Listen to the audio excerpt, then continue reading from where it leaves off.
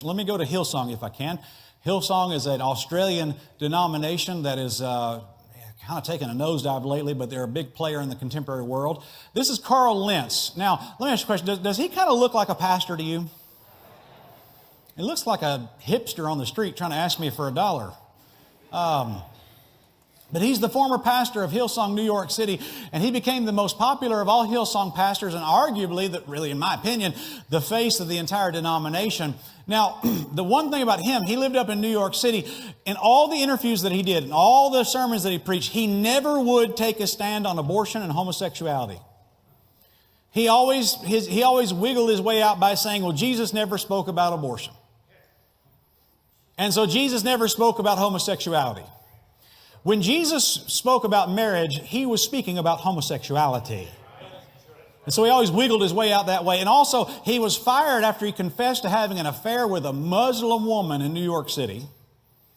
And then also, he joined Transformation Church in Oklahoma after he was fired from Hillsong. And Transformation Church is it's one of the worst things imaginable. They actually did an Easter play 2 years ago, and they got in a lot of trouble because they actually crucified a woman on the platform.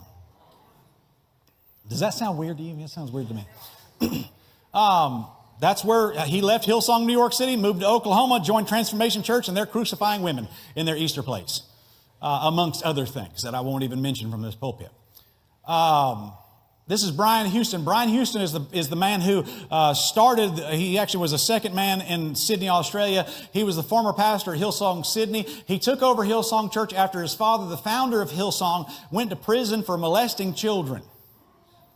He paid hush money to the victims to keep quiet about their abuse, and he preached that Muslims and Christians serve the same God. Now, we're talking about doctrine, right? That ain't true.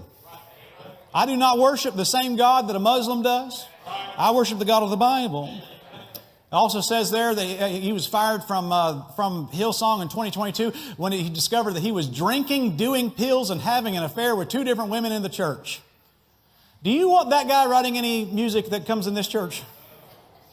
Okay, but this is their most famous song they ever did. It's called What a Beautiful Name by Hillsong Worship.